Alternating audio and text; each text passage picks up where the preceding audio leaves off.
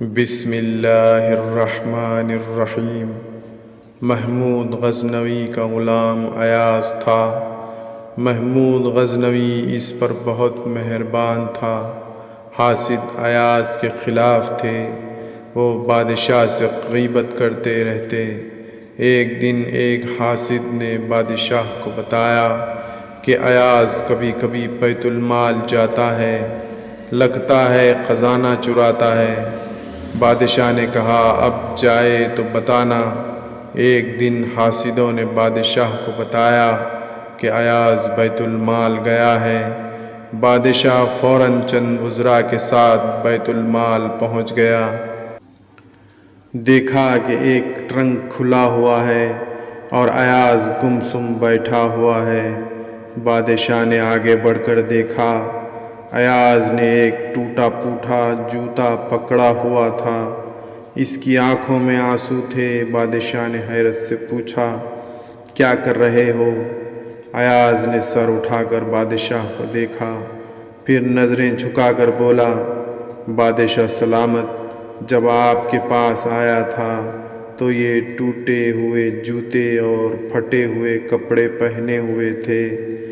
میں کبھی کبھار یہاں آ جاتا ہوں اور ان چیزوں کو دیکھتا ہوں تاکہ مجھ میں غرور اور تکبر نہ آئے، اور یہاں آ کر اللہ کا شکر ادا کرتا ہوں۔ میں اس قابل نہ تھا جتنا اس نے مجھ پر رحم کیا ہے۔ یہ دیکھ کر اور سن کر تمام حاسد شرمندہ ہو گئے۔ بادشاہ کی نظروں میں ایاز کی اور عزت بڑھ گئی۔ اسی طرح کا ایک اور واقعہ تاریخ کتابوں میں ملتا ہے کہ محمود غزنوی کا ایک غلام تھا جس کا نام ایاز تھا۔ ایاز کو اس کی ذہانت، قابلیت، فرض شناسی اور ایمانداری کی وجہ سے ایک طرف سلطان محمود غزنوی کا قرب اور اہم عہدہ نصیب ہوا تو دوسری جانب بہت شہرت اور عزت اس کے حصے میں آئی۔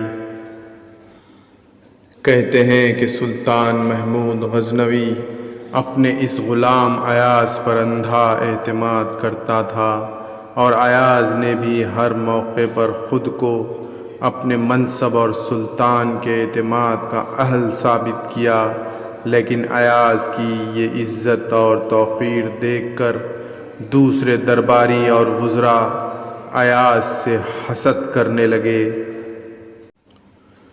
ایک مرتبہ تمام وزراء نے سلطان کو شکایت کی کہ ایاز ایک غلام ہے اور باقی درباری بڑے نام و نسب والے ہیں، ان کے مقابلے میں ایک غلام کی اتنی عزت افزائی مناسب نہیں، اور کوئی غلام اس قابل نہیں ہوتا کہ اسے ایسا مقام دیا جائے۔ محمود نے اسی وقت ایک بہت قیمتی ہیرا شاہی خزانے سے منگایا اور ساتھ ہی ایک ہتھوڑا بھی۔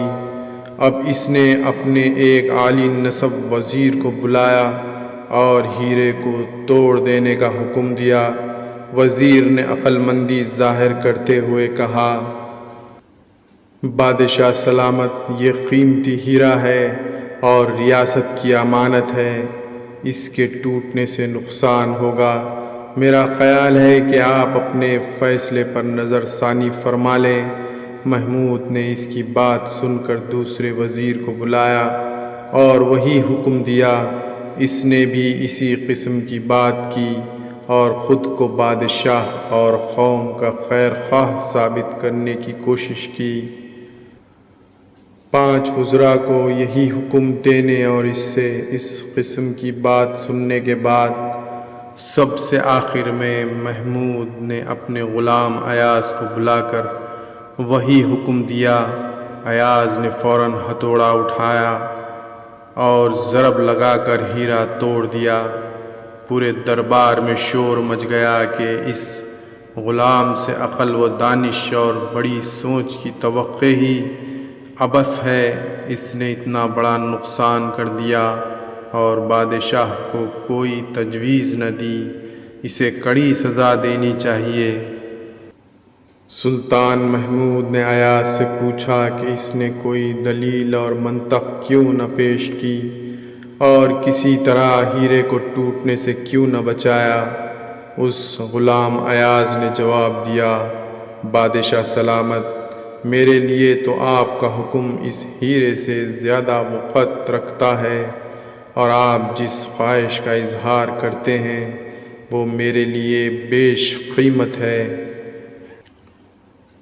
ایاز کا یہ جواب سن کر حاسدین تلملا اٹھے، اور ایاز کی عزت بادشاہ کے پاس اور زیادہ بڑھ گئی۔ مختلف تاریخی تذکروں، بادشاہوں اور سلاطین کی سوانح پر مشتمل کتب میں یہ واقعہ نقل کیا گیا ہے۔ اسی طرح کی مزید معلوماتی ویڈیوز دیکھنے کے لیے میرے چینل راہ اسلام کو لائک کریں اور سبسکرائب کریں، اور ویڈیوز کو آگے شیئر کریں تاکہ یہ باتیں کسی کے کام آ جائے۔ اور اللہ جل شانہ سے دعا ہے کہ اللہ تمام امت مسلمہ کو حسد کی برائی سے بچنے کی توفیق عطا فرمائے۔